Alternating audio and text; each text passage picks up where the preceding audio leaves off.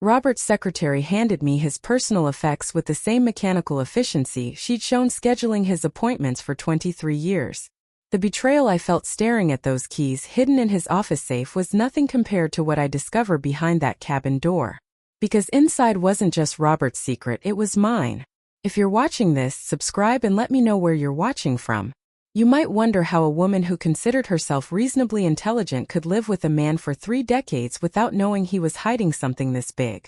Well, let me tell you exactly how that happens.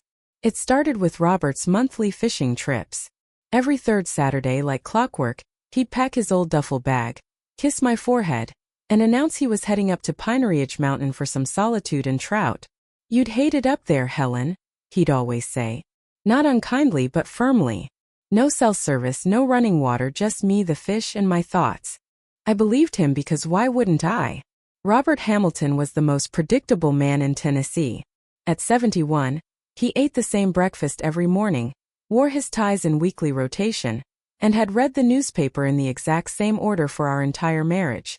The idea that this creature of habit was capable of elaborate deception seemed absurd. Besides, I had my own life. My book club, my garden, my volunteer work at the hospital. I actually enjoyed having the house to myself once a month.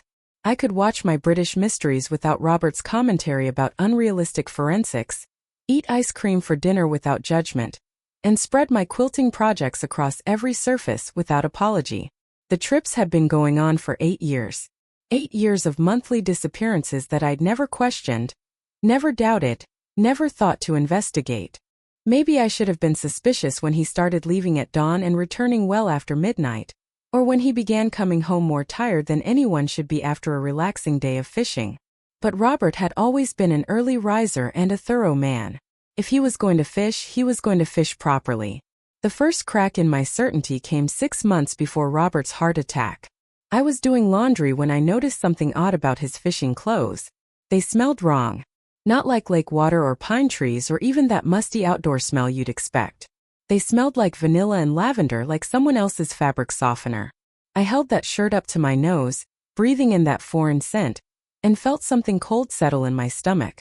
But when I asked Robert about it, he had a perfectly reasonable explanation. "New bait shop opened up in town," he said without looking up from his newspaper. "Lady who runs it has everything scented. Says it attracts fish better." Reasonable, logical, classic Robert. I put the shirt in the washer and pushed the feeling away. The second crack came when I found the receipts. Not fishing receipts, grocery receipts. Hidden in his tackle box were dozens of them. All from a small market in Pine Ridge I'd never heard of. The purchases were strange. Fresh flowers, gourmet coffee, expensive cheese, wine. Nothing you'd buy for a solitary fishing expedition. When I confronted him, Robert barely blinked. "Sometimes I get tired of gas station food. A man can treat himself to decent coffee and cheese, can't he? The flowers are for your mother's grave on the way back." Another perfectly reasonable explanation. My mother was buried in Pine Ridge Cemetery.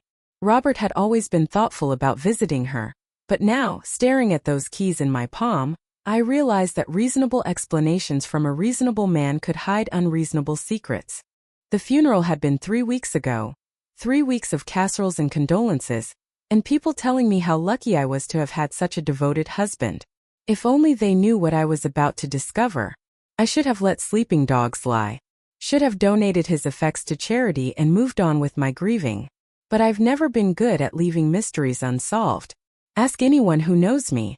Helen Hamilton finishes every crossword puzzle, reads every mystery novel to the end, and always needs to know the truth, even when that truth might destroy everything I thought I knew about my marriage. The drive to Pine Ridge took exactly 2 hours and 17 minutes.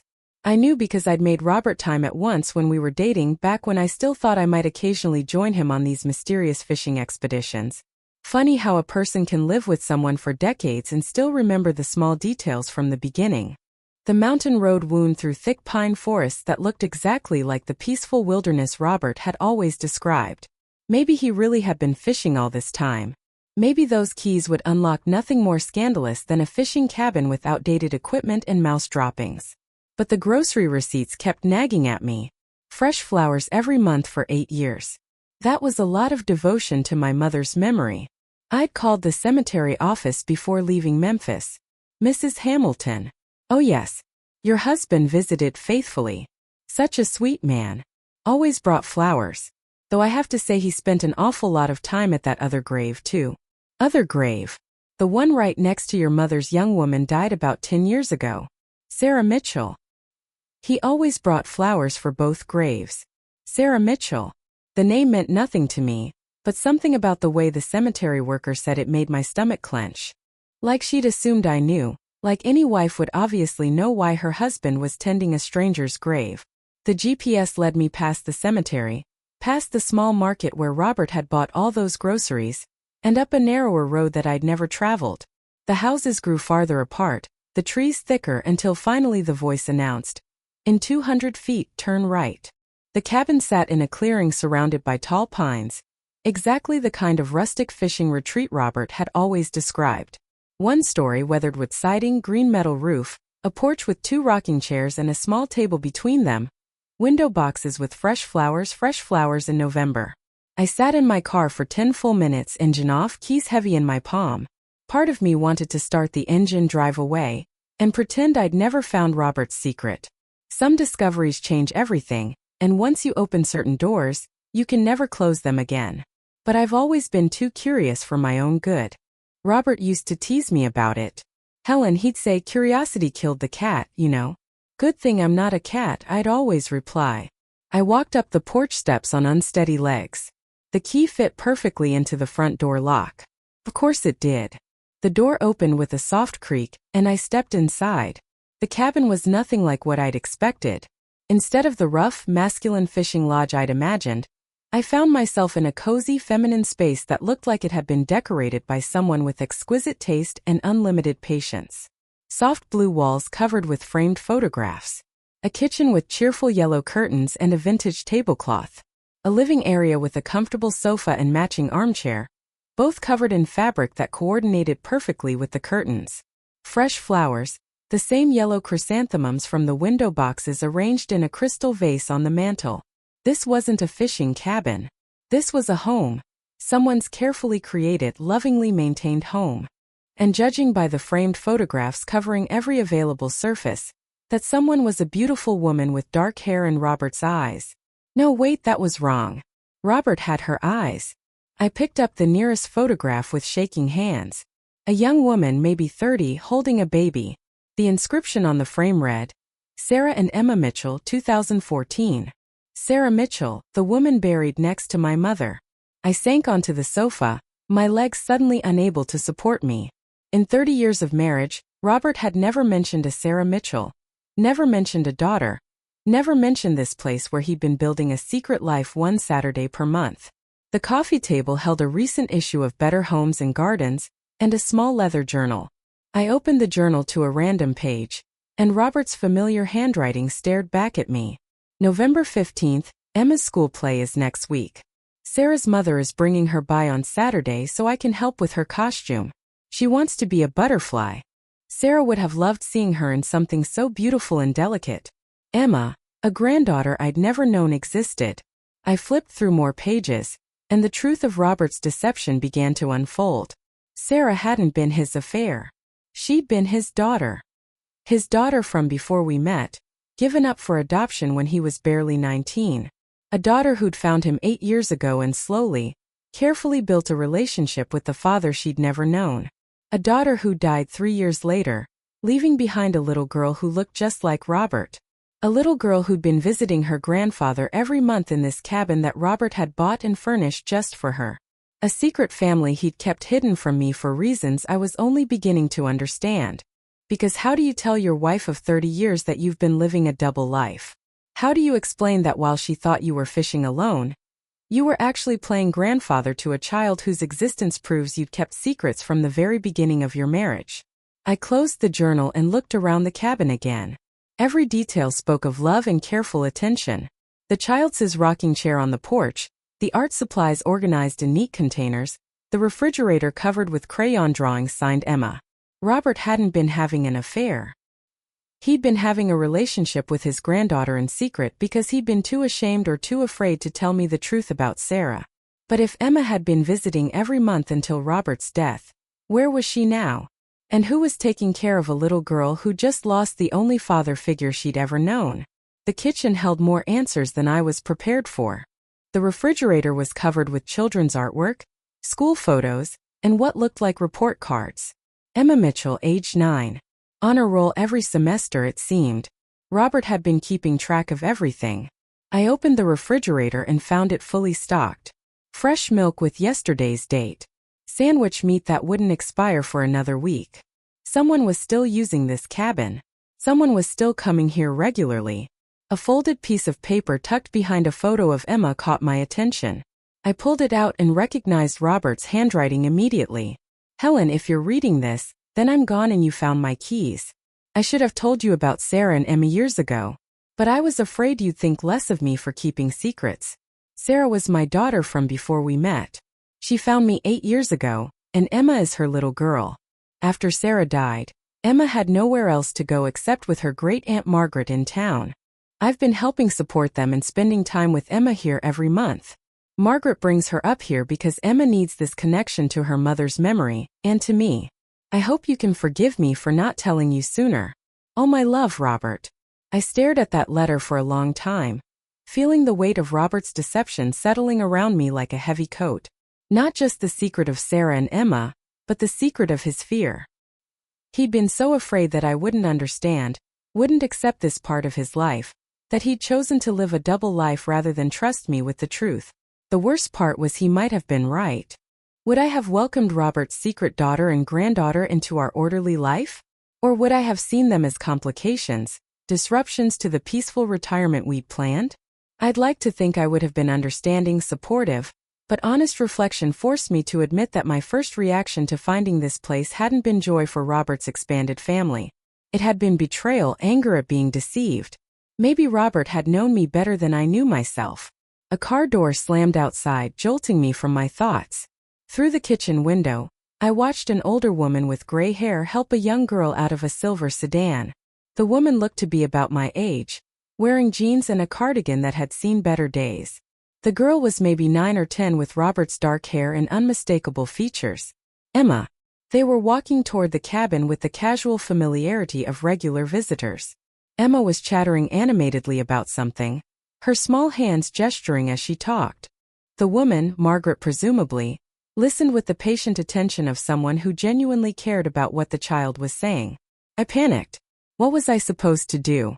Introduce myself as the wife who'd been kept in the dark for 3 years, pretend I just happened to find this place, hide in the bathroom until they left. Before I could decide, they were on the porch. Emma's voice carried clearly through the thin walls. Grandpa Robert always left the door unlocked for us, Aunt Margaret. He said this was our safe place where nobody could hurt us. The front door opened and Emma bounded inside with the confidence of a child who considered this her second home. She stopped short when she saw me standing in the kitchen doorway. "Who are you?" she asked with the directness that only children possess. Margaret appeared behind her, taking in the scene with sharp eyes that missed nothing. "Emma, come here, sweetheart." "I'm Helen," I said, my voice sounding foreign to my own ears. "I'm Robert's." I was Robert's wife. Margaret's expression shifted from weariness to understanding, then to something that might have been pity. "Oh," she said quietly. "You found the keys." Emma looked between us with confusion. Grandpa Robert had a wife. He never talked about a wife. The words hit me like a physical blow. In 3 years of monthly visits, Robert had never mentioned me to this child. In her world, he was simply Grandpa Robert, who lived alone and devoted himself entirely to her needs. "Emma," Margaret said gently, "why don't you go put fresh water in your mother's flowers while Mrs. Hamilton and I talked?" Emma nodded and skipped toward the mantel, clearly familiar with this routine. I watched her carefully remove the chrysanthemums from their vase and head toward the kitchen sink, completely at home in this space that was foreign to me. "She doesn't know about you," Margaret said in a low voice. "Robert thought it would be too confusing for her. Too many adults to keep track of."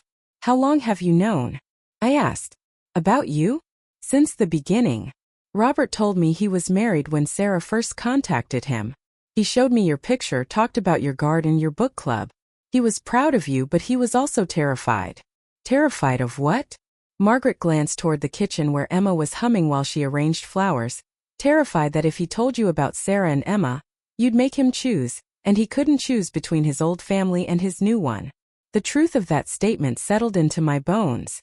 Robert had been caught between two worlds. The life we'd built together and the family he'd never known existed until Sarah found him. Instead of trusting me with the truth, he'd chosen to live in both worlds simultaneously, fully present in neither. What happens to Emma now? I asked. I take care of her full-time. Robert helped with expenses, but Margaret's voice trailed off, and I heard the worry she wasn't voicing. But now that Robert's gone, the money's gone too. Margaret nodded. I'm on a fixed income. Emma's a good kid, but raising a child at my age with my resources. She shrugged, trying to look matter-of-fact, but I could see the exhaustion around her eyes. Emma returned with the freshly arranged flowers, placing them precisely in their spot on the mantel. There, Mama, she said softly to a framed photograph I hadn't noticed before. Grandpa Robert always said you liked them just like this. I stared at the photograph of Sarah Mitchell and felt something shift inside my chest. She looked so young, so hopeful. A girl who'd grown up without a father and had spent her brief adult life trying to build a relationship with the man who'd given her away. And now her daughter was trying to preserve that connection through monthly visits to a cabin that might not be available much longer. Because that was the other piece of this puzzle I was only beginning to understand. This cabin, this furniture, these monthly visits, it had all been funded by Robert. And now that Robert was gone, Margaret couldn't afford to maintain this place on her own. Emma was about to lose her grandfather, her monthly retreat, and quite possibly her guardian, all in one devastating blow, unless someone stepped in to help. Someone with the resources, and maybe the responsibility to ensure that Robert's granddaughter didn't become another casualty of adult failures and family secrets. I looked at Emma, arranging her mother's flowers with such careful devotion, and realized that maybe Robert's deception had been more complex than simple cowardice. Maybe he'd been protecting all of us. Emma from the disruption of adult complications, me from the pressure of unexpected responsibilities, and himself from having to choose between two different definitions of family. But now the choice was mine. And unlike Robert, I couldn't keep living in two separate worlds. Would you like some coffee? Margaret asked, clearly trying to fill the awkward silence that had fallen over the cabin. Robert always kept a pot going when we visited. I nodded, grateful for something to do with my hands while my brain processed this new reality. Emma had settled onto the sofa with a worn book, reading with the intense concentration that reminded me painfully of Robert. Margaret moved through the kitchen with practiced ease, obviously familiar with where everything was kept. Robert was a good man, she said quietly as she measured coffee grounds. But he was scared. Scared of disrupting your life. Scared of asking too much from you. He should have trusted me, I said. Though even as the words left my mouth, I wasn't sure they were true. Should he have? Margaret's question was gentle but pointed. Would you have welcomed a 9-year-old girl and her elderly guardian into your retirement plans? I started to give the automatic answer. Of course, naturally, without question, but Margaret's steady gaze forced me to examine my true feelings. Would I have been understanding about Robert's secret daughter? Probably eventually. But would I have embraced monthly visits from a grieving child and her financially struggling guardian? Honestly, I didn't know. Robert used to say you were the kindest woman he'd ever known, Margaret continued. But that your kindness came from a place of order and planning. He was afraid that springing a ready-made family on you would be like throwing a stone into still water. So instead, he chose to lie to me for 3 years. He chose to protect all of us. You from obligation you might not want, Emma from rejection she couldn't handle, and me from Margaret paused considering her words. From the possibility that you might not approve of the arrangement. The coffee finished brewing and Margaret poured 2 cups. She added cream to both without asking how I liked mine. Clearly, she'd been paying attention to Robert's descriptions of me over the years. What did he tell Emma about these visits? I asked.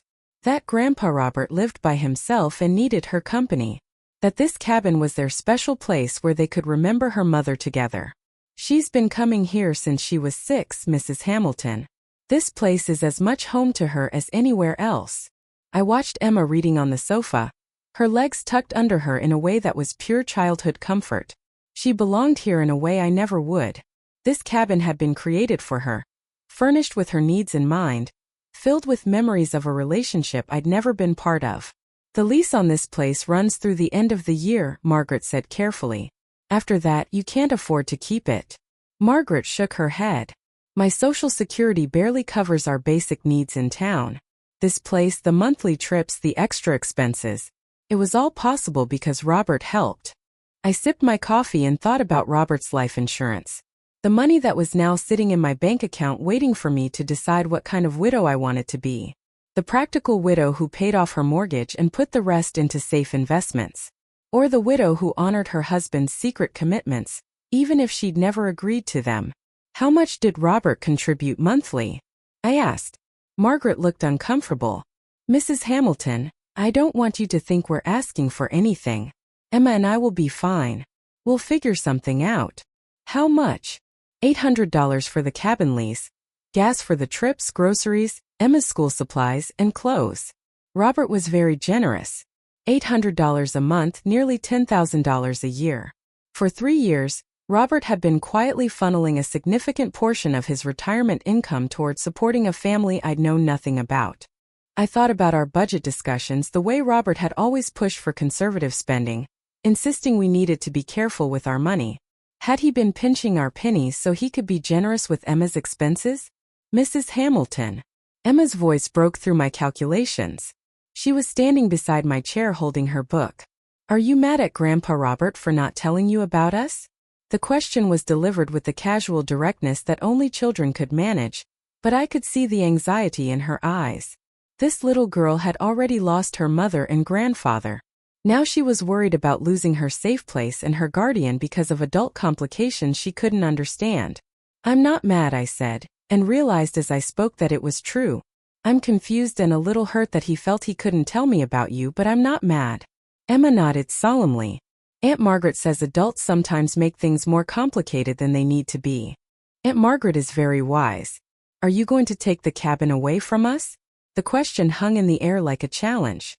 Margaret started to scold Emma for being forward, but I held up my hand. Why would I do that? I asked. Because it's yours now, right? Everything that was Grandpa Robert's belongs to you now. Smart girl, too smart for her own good, probably. Some things belong to me now, I said carefully. But other things belong to your relationship with Grandpa Robert. Those things might be different. Emma studied my face with the intensity of someone trying to read a foreign language.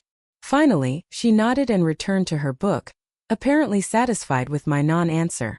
But Margaret was watching me with a different kind of attention. The attention of someone who was beginning to hope but was afraid to hope too much. The truth was I had no idea what I was going to do. 3 hours ago, I thought I was investigating my husband's potential infidelity. Instead, I discovered a secret family that had been central to his life for 3 years. A family that was now essentially orphaned, dependent on the kindness of strangers or the charity of a widow who was still processing the fact that they existed. Robert had left me more than just life insurance money. He'd left me the responsibility for decisions that would shape a little girl's future. Decisions he'd been too afraid to trust me with while he was alive. The irony wasn't lost on me. Robert had spent 3 years protecting me from having to make choices about Emma and Margaret. Now, because of his secrecy, I was the only one who could make those choices, and I had to make them without any guidance from the man who'd understood these people, loved them, and carefully built this entire secret world around their needs. Thanks a lot, Robert, I thought. Way to leave me holding the bag. But even as I felt frustrated with my husband's deception, I was beginning to understand something else. Looking at Emma reading contentedly in her grandfather's chair, at Margaret watching over her with fierce protectiveness, at this cabin that represented stability and love for a child who'd lost too much already, I was beginning to see what Robert had seen. This wasn't a burden he'd hidden from me. It was a gift he'd been too afraid to share. The question now was whether I was brave enough to accept it. Emma, why don't you go check on your mother's flowers while Mrs. Hamilton and I finish talking? Margaret suggested after we'd sat in contemplative silence for several minutes. Emma nodded and skipped outside, clearly familiar with this routine. Through the window, I watched her carefully tend to the window boxes, talking softly to the plants as if they could hear her. She talks to Sarah out there, Margaret explained. Tells her about school, her friends, things that worry her. Robert encouraged it. Said it was healthy for her to maintain that connection. How did Sarah die? I asked, realizing I'd been assuming but not actually knowing. Car accident. Drunk driver ran a red light on Emma's 7th birthday. They were coming home from Chuck E. Cheese. Margaret's voice was matter of fact, but I could hear years of grief underneath. Sarah was my niece. When my brother died 10 years ago, I was all the family she and Emma had left until Sarah found Robert. The pieces of this complicated family puzzle were starting to fit together. Sarah, raised by her great-aunt after losing her adoptive parents. A single mother working hard to give her daughter a good life, finding her birth father just in time to give Emma a grandfather before tragedy struck again. Robert never talked about giving up a child for adoption. I said he was 31 when Sarah was born. Jennifer died in childbirth and Robert thought a closed adoption was best. He had no idea Sarah was even looking for him until she showed up at your house 8 years ago. She came to our house. Margaret nodded. Robert said you were at your book club. Sarah knocked on the door, showed him the documents she'd gotten from the adoption agency. Robert said he nearly had a heart attack right there on your front porch. I tried to imagine that scene. Robert, confronted with a daughter he'd never expected to see again, standing on the porch of the life he'd built without her. No wonder he'd been terrified. Why didn't he just tell me? I asked, though I was beginning to understand the answer, because you've been trying to have children for years and it never happened. Robert said you'd finally made peace with being childless, and he was afraid that suddenly having a ready-made family might bring back old pain. That stopped me cold. Robert had been protecting me from my own grief about infertility. The irony was devastating. While I'd spent years mourning the children we'd never had, Robert had been secretly rebuilding a relationship with a child I'd never known existed. A child from his previous marriage that ended in tragedy long before we met. He should have trusted me, I repeated, but with less conviction this time. Maybe. But Robert wasn't just thinking about you. He was thinking about Emma too. What if you couldn't accept her? What if you asked him to choose? Emma had already lost so much. Through the window, I watched Emma carefully deadhead the flowers, her small hands gentle with the delicate blooms. She moved with the confidence of someone who felt completely safe in this space, completely loved and accepted. Robert adored that little girl, Margaret continued, but he was also realistic about what he could provide. He couldn't be a full-time guardian at his age, and I couldn't afford to care for her without help. This arrangement, monthly visits, financial support, maintaining this cabin as her retreat. It worked for everyone until Robert died. Until Robert died, Margaret agreed. Emma came back inside carrying a small bouquet of flowers she'd apparently picked from somewhere on the property. These are for you, she said, presenting them to me with a shy smile. Grandpa Robert always said flowers made everything better. I accepted the bouquet, surprised by the gesture. The flowers were simple, wildflowers and a few roses from what must be a garden behind the cabin, but they'd been arranged with the same care Emma had shown with her mother's flowers. Thank you, I said. They're beautiful, Emma beamed. Grandpa Robert taught me how to pick the best ones. He said, you have to choose flowers that are just starting to open, not the ones that are already full. The just starting ones last longer. The wisdom of that statement hit me unexpectedly. Just starting flowers, relationships that had room to grow rather than ones that had already peaked. Maybe that was what I was looking at here. Not the ending of Robert's deception, but the beginning of something new. Emma, I said, would you like to show me around the cabin? I'd like to see the places that were special to you and Grandpa Robert. Emma's face lit up. Really? You want to see our special places? For the next hour, Emma gave me a tour of the cabin that revealed just how much thought Robert had put into creating this space. The reading nook by the window where they'd worked on homework together. The kitchen table where they'd played board games and done jigsaw puzzles. The porch where they'd sat in the evening watching the sunset and talking about Sarah. Every corner of this place held memories I'd never been part of, stories I'd never heard. But instead of feeling excluded, I found myself feeling honored. Honored that Robert had found this kind of joy, had been able to give this much love to a child who needed it, and honored that Emma was willing to share these memories with me, even though I was a stranger who represented uncertainty about her future. This is my favorite spot, Emma said, leading me to a window seat that looked out over the forest. Grandpa Robert put cushions here just for me. Sometimes we'd sit here when it rained and make up stories about the animals in the woods. I sat beside her on the cushions, looking out at the view that Robert had gazed at once a month for 3 years. It was peaceful, restorative. I could understand why he'd found this place healing. Emma, I said carefully, what would you think if I wanted to keep coming here sometimes to see this place that was special to Grandpa Robert? Emma considered this seriously. Would you come when Aunt Margaret and I come or different times? I was thinking maybe when you and Aunt Margaret come, if that would be okay with you. Emma studied my face with that intense scrutiny that children use when they're trying to determine if an adult can be trusted. Would you try to change things? She asked finally. What kind of things would you want to paint the walls different colors or move the furniture around? Adults sometimes want to change things that are already perfect. I looked around the cabin at the careful decorating choices that reflected both Robert's practical nature and what must have been Sarah's feminine touches. Everything here worked together harmoniously. Nothing needed changing. No, I said, I think everything here is perfect just the way it is. Emma nodded, satisfied with my answer. Then it would be okay if you came with us. Aunt Margaret gets tired driving up here by herself, and I worry about her. Smart girl. She'd figured out how to present my involvement as something that would help Margaret, rather than something she needed herself. But I could see the hope in her eyes, the relief that maybe her monthly refuge wasn't about to disappear. When Margaret appeared in the doorway, she found Emma and me sitting companionably on the window seat, looking out at the forest that Robert had loved. Time to head back, sweetheart, Margaret said. School night. Emma nodded and began gathering her things with the efficient movements of someone who'd made this transition many times. But before she headed to the car, she stopped in front of me. Mrs. Hamilton, thank you for not being mad about us. Grandpa Robert was worried you might be mad. He told you that? Emma shook her head.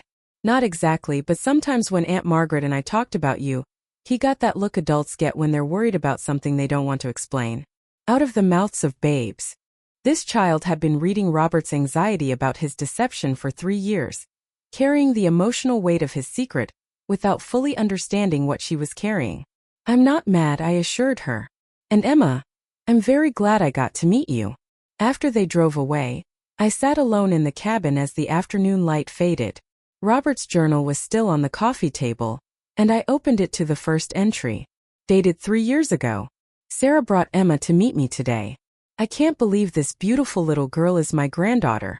She looks just like Sarah did at that age, but she has my stubborn chin. I hope Helen can forgive me for not telling her about this yet. I know I should, but I'm afraid of disrupting the peace we found. Maybe next month I'll find the courage. I flipped through dozens of entries. Next month I'll tell Helen. I need to find the right way to explain this to Helen. Emma asked if she has a grandmother, and I didn't know what to say. 3 years of monthly promises to himself that he'd find the courage to trust me with the truth. 3 years of carrying this secret alone because he was too afraid of my reaction to discover whether his fears were justified. The last entry was dated 2 weeks before his heart attack. Emma's teacher says she's the most mature 9-year-old she's ever had in class. Too mature, probably. This child has dealt with more loss than most adults. I wish I could give her more stability, but this monthly arrangement is the best I can do. Margaret is getting older, and I worry about what will happen when I'm gone. I need to tell Helen soon. Emma deserves to have all the family she can get, even if it's complicated. Robert had finally been ready to tell me. 2 weeks too late. I closed the journal and looked around the cabin one more time. This place represented Robert's attempt to balance his love for me with his responsibility to Emma. He tried to honor both relationships without sacrificing either, and the effort had cost him 3 years of secrecy and worry. Now the choice was mine. I could walk away from this complication, this ready-made family that had never asked for my involvement, or I could honor Robert's commitment to a little girl who'd already lost too much. Really, it wasn't much of a choice at all. I drove back to Memphis with my head spinning and my heart heavier than it had been in weeks. The discovery of Emma and Margaret had completely rewritten my understanding of Robert's final years. Instead of the peaceful retirement we thought we were sharing, he'd been managing a complex emotional juggling act that must have been exhausting. By the time I reached home, I'd made a decision. But first, I needed to understand the full scope of what I was contemplating. I spent that evening going through Robert's financial records with new eyes. The monthly withdrawals I'd attributed to his fishing hobby suddenly made perfect sense. $800 every month like clockwork. Sometimes more when Emma needed school clothes or when the cabin required maintenance. Robert had been incredibly careful about this. The money came from his personal account, never from our joint household funds. He'd managed to support Emma and Margaret for 3 years without affecting our standard of living at all. His secretiveness hadn't been just about emotional protection. It had been about financial protection too. He'd made sure that his generosity to his secret family never came at my expense. The man I'd thought was simply frugal had actually been supporting 2 households. The husband I'd occasionally worried was becoming stingy in his old age had actually been quietly generous to people I'd never known existed. I called Margaret the next morning. "Mrs. Hamilton, is everything okay? I've been thinking about our conversation yesterday," I said. "About the cabin, about Emma, about what happens now." Margaret was quiet, waiting. "Robert left me a substantial life insurance policy," I continued. "I think he would want some of that money to continue supporting Emma. Mrs. Hamilton, you don't owe us anything. Robert's arrangement with us was his choice. You weren't part of that agreement. Maybe not originally, but I'm part of it now." I took a deep breath. I'd like to take over the cabin lease and continue the monthly support Robert was providing. If that's acceptable to you. The silence stretched so long, I wondered if the call had been dropped. "Margaret, are you there?" "I'm here." Her voice was thick with emotion. Are you sure? This is a big commitment and you don't really know us." "I know enough. I know that Robert loved Emma enough to rearrange his entire life around her needs. I know that you've been caring for her with limited resources and infinite patience. And I know that Emma deserves stability and continuity, especially now. What about the visits? Emma looks forward to coming to the cabin every month. It's her connection to her mother and to Robert. I'd like to continue those too. If you're comfortable with me joining you sometimes." Another long pause. "Emma would love that. She talked about you the whole drive home yesterday. You made a big impression on her. She made a big impression on me too." We worked out the practical details over the next few days. I would take over the cabin lease and provide the same monthly support Robert had been giving. Margaret and Emma would continue their monthly visits, and I would join them when I could. We'd see how the arrangement worked for everyone. But first, I needed to do something Robert should have done years ago. The following Saturday, I drove to Pine Ridge with a car full of supplies and a heart full of nervous energy. I'd spent the week shopping for Emma. Art supplies, books, games that seemed appropriate for a 9-year-old girl. I had no idea what she liked, but I figured we had time to learn together. I also brought photo albums, pictures of Robert from before I knew him, from our wedding, from holidays and vacations over the years. If Emma was going to be part of our family story, she deserved to see all of it. Margaret and Emma were already at the cabin when I arrived, sitting on the porch in the rocking chairs. Emma jumped up when she saw me, her face bright with excitement. "Mrs. Hamilton, Aunt Margaret said you might come today, but I wasn't sure you really would." "I said I would, didn't I?" Emma nodded solemnly.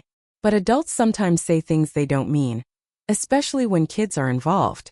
The matter-of-fact way she said this broke my heart a little. This child had learned too young not to trust adult promises completely. "Well, I meant it," I said. "And to prove it, I brought some things to share with you." I spent the next hour showing Emma photographs of her grandfather at different stages of his life. Her favorite was a picture of Robert at age 10, grinning toothlessly at the camera while holding up a fish he'd caught. "He looks just like me when I lost my front teeth," Emma exclaimed. She was right. The resemblance was unmistakable.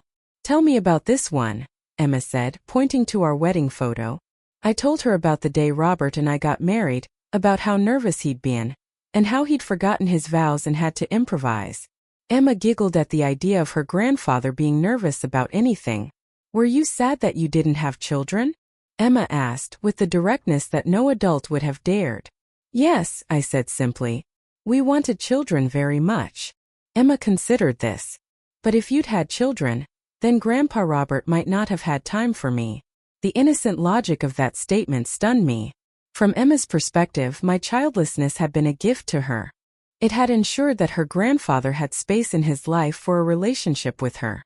"You're probably right," I said. "So maybe everything worked out the way it was supposed to." Emma said with the profound acceptance that children sometimes possess. Maybe it had. As the day wore on, I began to understand what Robert had found so compelling about these visits. There was something peaceful about the rhythm of life at the cabin. No schedules to keep. No obligations beyond enjoying each other's company.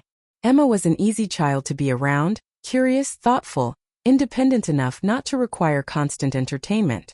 When she disappeared into the bedroom for a nap, Margaret and I sat on the porch drinking coffee and watching the afternoon light filter through the trees.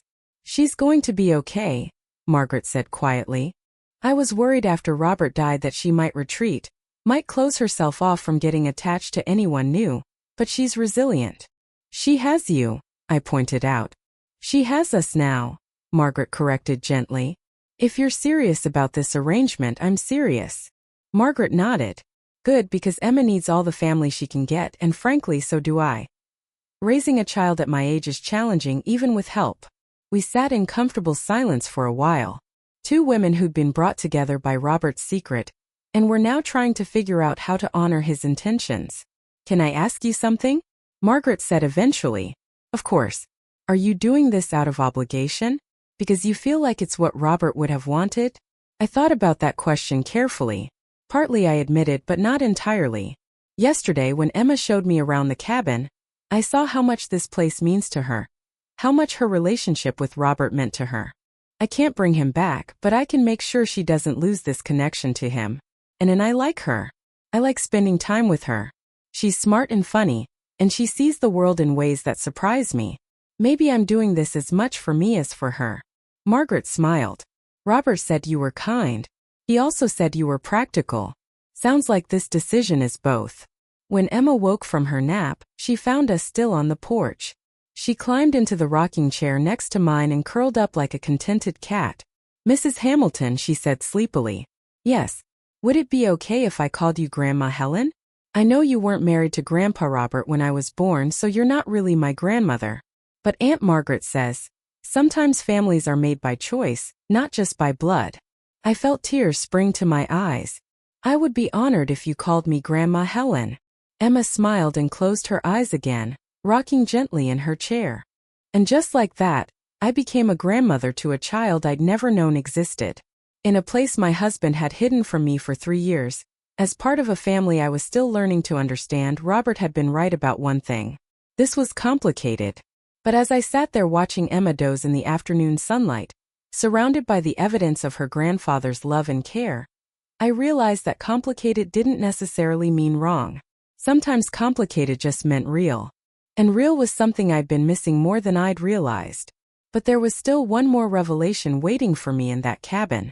One more piece of Robert's puzzle that would change everything I thought I understood about his motivations. And I was about to discover it in the most unexpected way possible. 3 weeks later, I was settling into the routine of monthly visits when Emma asked a question that made my stomach clench with familiar anxiety. "Grandma Helen, are you going to keep coming here forever, or just until you get tired of us?" We were sitting on the porch after lunch, watching Margaret tend to the flower boxes. The question came out of nowhere, delivered with the casual tone children use for earth-shattering inquiries. "What makes you ask that, sweetheart?" Emma shrugged, not meeting my eyes. "Adults say they'll do things, but then they change their minds, especially when taking care of kids gets hard." The matter-of-fact way she said this broke something in my chest. This child had learned not to trust adult promises completely. How many people had disappointed her before I came along? "Emma, look at me." I waited until her serious brown eyes met mine. "I made you a promise. I don't break my promises. But what if you get sick? What if you decide you don't want to spend your money on us anymore? What if you meet someone new and they don't like me?" The cascade of worries revealed how much this 9-year-old had been carrying. She'd been analyzing every possible way this arrangement could fail, preparing herself for another abandonment. "Those are a lot of scary thoughts for such a little person to be having," I said gently. "I'm not little. I'm 9 and March 4th. Margaret looked up from the flowers, catching my eye with a meaningful glance. She'd obviously heard this conversation before. "You're right. 9 3/4 is very grown up." I agreed. Grown up enough to hear the truth about adult promises. Emma waited. The truth is, I can't promise I'll never get sick or that nothing will ever change. But I can promise that no matter what happens, I will never abandon you the way other people have. If something happens to me, I'll make sure you're taken care of. How? The directness of the question forced me to confront something I'd been avoiding. What would happen to Emma if something happened to me? Margaret was 75 and already struggling with the physical demands of caring for a child. Was I making promises I couldn't keep? I'm working on that, I said honestly. I'm talking to lawyers about making sure you and Margaret are protected no matter what. Emma studied my face with the intensity of someone trying to read a foreign language. Finally, she nodded. Okay, but Grandma Helen? Yes. Can we make it official? Can you be my real grandmother, not just my grandfather's wife? The innocent request hit me unexpectedly hard. Emma wanted legal protection. Family status that couldn't be taken away by adult complications or changing circumstances. What do you mean by official? Aunt Margaret says there are papers that make families real. Papers that say you have to take care of me even if you don't want to anymore. I looked at Margaret, who was pretending to focus intently on deadheading flowers while obviously listening to every word. You've been talking about this with Aunt Margaret. Emma nodded. She says if something happened to her, I might have to go live with strangers unless someone in my family could take care of me. But you're not really my family yet. You're just Grandpa Robert's family. The logic was painful but accurate. I had no legal relationship to Emma. If something happened to Margaret, I'd have no standing to prevent Emma from being placed in foster care. But was I ready to make that kind of commitment? Legal guardianship wasn't the same as enjoying monthly visits and providing financial support. It meant taking full responsibility for a child's life, potentially for the next 9 years. Emma, that's a very big decision. It would mean you might come live with me permanently. It would mean I'd be responsible for your school, your doctor visits, everything. Would that be bad? It wouldn't be bad, but it would be different. Very different from the life I've been living. Emma was quiet for a moment. Grandpa Robert said you were brave. He said, you could handle anything if you decided you wanted to. Hearing Robert's faith in me through Emma's innocent repetition made my eyes sting with unshed tears. What else did Grandpa Robert say about me? He said, you had a big heart, but you were careful about letting people in. He said, that was smart because not everyone deserves to be in your heart. But he also said that once you loved someone, you loved them forever. Robert had understood me better than I'd realized. And apparently he'd been preparing Emma for the possibility that she might need to trust me completely someday. Emma, if I did decide to become your legal guardian, it would take time. There would be lots of meetings and paperwork and people asking questions. What kind of questions? Questions about whether I'm capable of taking care of you properly, whether I have enough money, whether I'm healthy enough, whether I really understand what I'd be promising. Emma nodded solemnly. Those are good questions. Do you know the answers? Did I? 69, was I really prepared to start over as a parent? Did I have the energy, the patience, the emotional resources that a grieving child would need? I'm still figuring out some of the answers, I admitted. That's okay, Emma said with the generous forgiveness that children sometimes possess. Adults don't have to know everything right away. But as I watched Emma return to her book, I realized she did deserve to know some things right away. She deserved to know that she was safe, wanted, and valued. She deserved to know that the adults in her life were thinking seriously about her future, not just reacting to crises as they arose. That evening, after Margaret and Emma had gone back to town, I sat alone in the cabin thinking about Robert's journal entries, his monthly promises to himself that he'd find the courage to tell me about his secret family. Maybe Robert's real legacy wasn't the deception he'd carried for 8 years. Maybe it was the example he'd set of loving someone enough to rearrange your entire life around their needs, even when it was inconvenient, expensive, and complicated. The question was whether I had inherited Robert's capacity for that kind of love, or just his talent for avoiding difficult decisions. But Emma's question echoed in my mind. Are you going to keep coming here forever, or just until you get tired of us? The child deserved a better answer than I'm still figuring it out. She deserved the security of knowing that at least one adult in her life was prepared to choose her permanently, and without reservation. The question was whether I was brave enough to be that adult. I drove home from the cabin that night with Emma's words playing on repeat in my mind. By the time I reached Memphis, I'd made a decision that surprised even me. I called my lawyer first thing Monday morning. James, I need to understand the legal process for becoming a child's guardian. Specifically, what would be involved if I wanted to become Emma Mitchell's legal guardian? James was quiet for a moment. Helen, that's a significant step. Have you thought this through completely? I'm thinking it through now. That's why I'm calling you. Over the next hour, James walked me through the complexities of guardianship law, background checks, home studies, financial evaluations, psychological assessments. The process could take 6 months to a year, assuming no complications. The court's primary concern will be whether guardianship is in Emma's best interest, James explained. They'll want to know why you're seeking this responsibility and whether you're prepared for the long-term commitment. What are the biggest obstacles I'd face? Your age.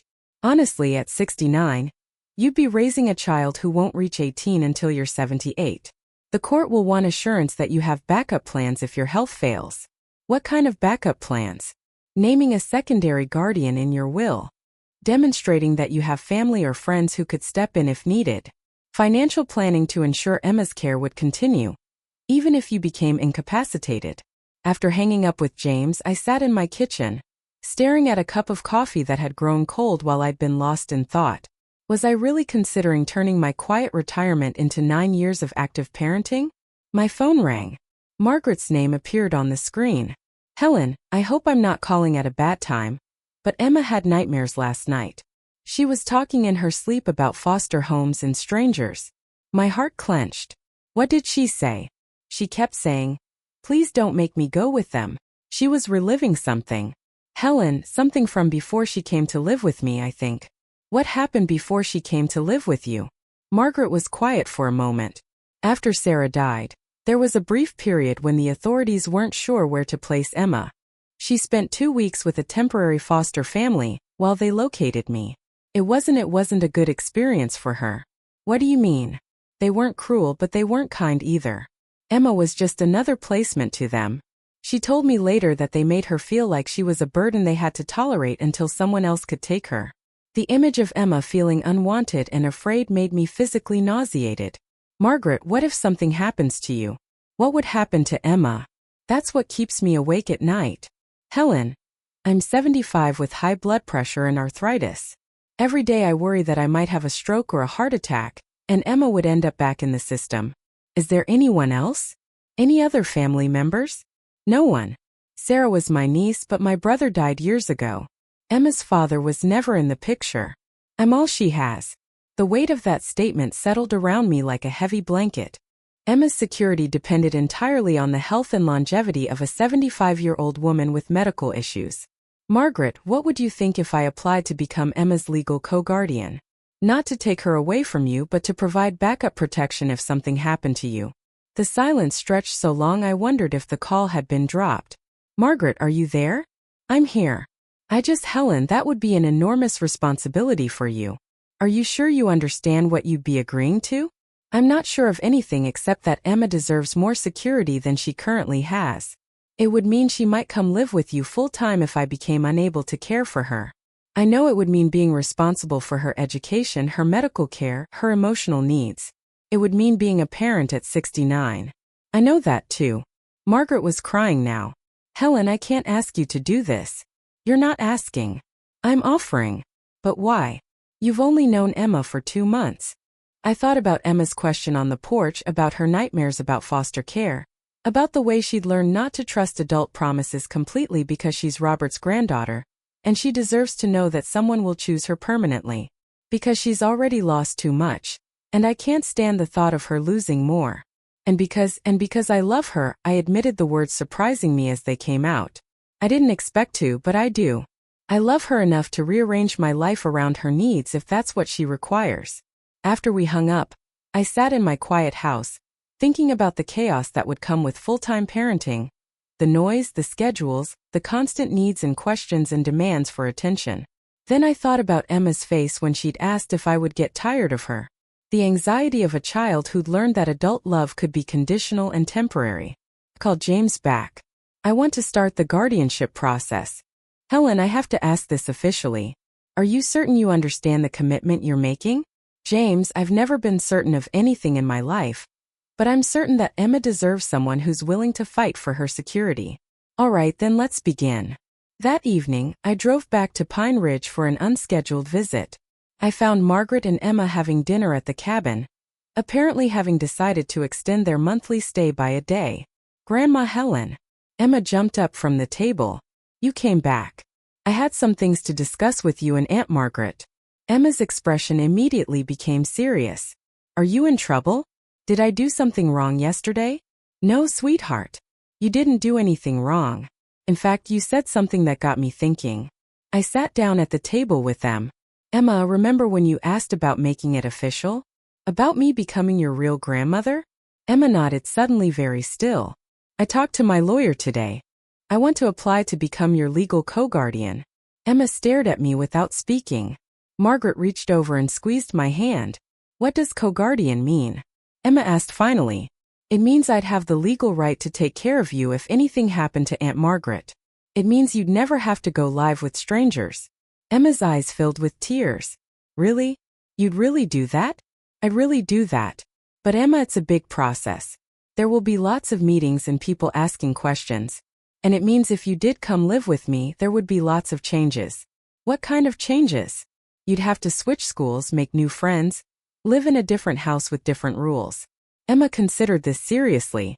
But I'd still get to come here to the cabin. Absolutely. And Aunt Margaret would still visit all the time. Emma looked at Margaret. What do you think, Aunt Margaret? Margaret was crying again. I think Grandma Helen is giving you the most precious gift anyone could give you. The gift of knowing you'll always be safe and loved. Emma nodded solemnly. Then she launched herself into my arms with such force that she nearly knocked me off my chair. Thank you, she whispered into my neck. Thank you for choosing me. As I held Robert's granddaughter in my arms, I realized that this wasn't just about providing security for Emma. It was about honoring the kind of love Robert had shown her. Love that was willing to sacrifice convenience and comfort for another person's well-being. Robert had rearranged his life around Emma's needs for 8 years. Now it was my turn to do the same. The question was no longer whether I was brave enough to be Emma's guardian. The question was whether I was brave enough to be the kind of grandmother she deserved. The guardianship process began with a mountain of paperwork that made me question my sanity. Financial disclosures, medical records, background checks, references from people who could vouch for my character and stability. We need at least 6 character references, the family court clerk explained. People who can speak to your ability to provide stable care for a child. I sat in my car outside the courthouse, staring at the forms and trying to think of 6 people who knew me well enough to vouch for my parenting potential. The truth was, Robert and I had lived a fairly insular life. We had neighbors, church acquaintances, my book club friends, but no one who really knew me intimately. This was going to be harder than I'd anticipated. My first call was to Dr. Patricia Williams, our family physician for the past 15 years. Helen, how are you holding up? Dr. Williams had been wonderfully supportive after Robert's death. I'm doing something that might surprise you, Patricia. I'm applying to become legal guardian for a child. A child? Helen. Whose child? I explained about Emma, about Robert's secret family, about the current situation with Margaret. My goodness, Helen, that's quite an undertaking at our age. I know it sounds crazy, but Patricia, would you be willing to provide a medical reference to confirm that I'm healthy enough to care for a 9-year-old? Dr. Williams was quiet for a moment. Helen, I'll be honest with you. At 69, taking on full-time parenting is a significant physical and emotional challenge. Are you prepared for that reality? I'm not prepared for anything, but I'm committed to learning. All right, but I want you to come in for a comprehensive physical first. If you're going to do this, we need to make sure you're in the best possible health. My next call was to Ellen Morrison from my book club. Helen, dear, how are you managing? Actually, Ellen, I'm calling because I could use your help with something. I explained the situation again. Ellen was shocked into silence. You want to become a guardian? Helen, that's wonderful, but are you sure you've thought this through? Everyone keeps asking me that. No, I haven't thought it through completely. But Ellen, would you be willing to serve as a character reference? Of course, dear. But Helen, have you considered what this will mean for your social life, your freedom? 9-year-olds require constant attention. After I hung up, I realized that everyone's reaction was the same. Supportive, but worried that I hadn't considered the full implications of what I was proposing. Maybe they were right. Maybe I was being impulsive, making a decision based on emotion rather than logic. That evening I called Emma. Grandma Helen, are you coming to visit us this weekend? I'm planning to. Emma, can I ask you something important? Sure.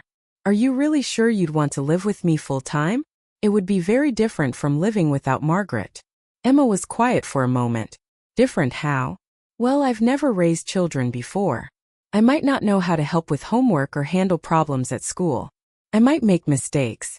Everyone makes mistakes, Emma said matter-of-factly. Aunt Margaret makes mistakes too. But I still love her. But Emma, I'm older than most parents.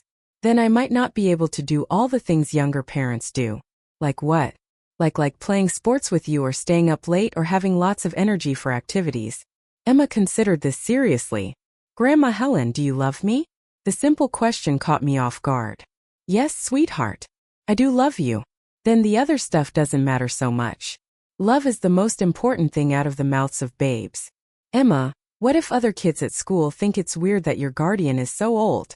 Then those kids are dumb, Emma said with fierce certainty. You're not just old, you're wise and you're mine. The possessive way she said you're mine made my heart crack open. After we hung up, I called Margaret. How honest should I be with the social workers about my concerns? I asked, what concerns? That I'm 69 years old with no parenting experience taking on a child who's already experienced significant trauma? That I might not have the energy or skills she needs. Margaret was quiet for a moment. Helen, can I tell you something about Emma that might help, please? She doesn't need you to be a young, energetic parent. She needs you to be consistent, reliable, and present. She needs to know that when you say you'll be somewhere, you'll be there. That when you make a promise, you'll keep it. But what if I can't keep up with her? What if I get overwhelmed? Then you'll ask for help. You'll call me or her teachers or her doctor. You'll build a support system around both of you. Margaret paused. Helen, do you want to know what Emma told me yesterday? What? She said.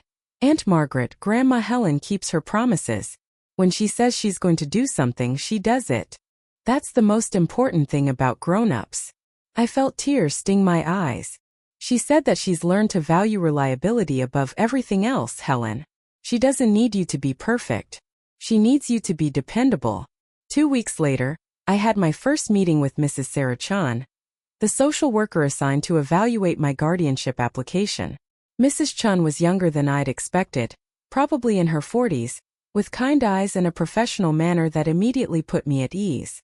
Mrs. Hamilton, I have to say this is an unusual case.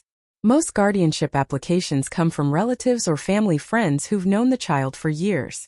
I understand that my situation is unconventional. Tell me why you want to become Emma's guardian. I practiced this answer, but sitting across from Mrs. Chan, I realized I needed to speak from my heart, rather than reciting prepared responses because she's my husband's granddaughter, and she deserves to know that someone will always choose her because she's already lost too much, and I can prevent her from losing more. And what do you think you can offer Emma that her current situation doesn't provide? Long-term security. Margaret is wonderful, but she's 75 with health issues.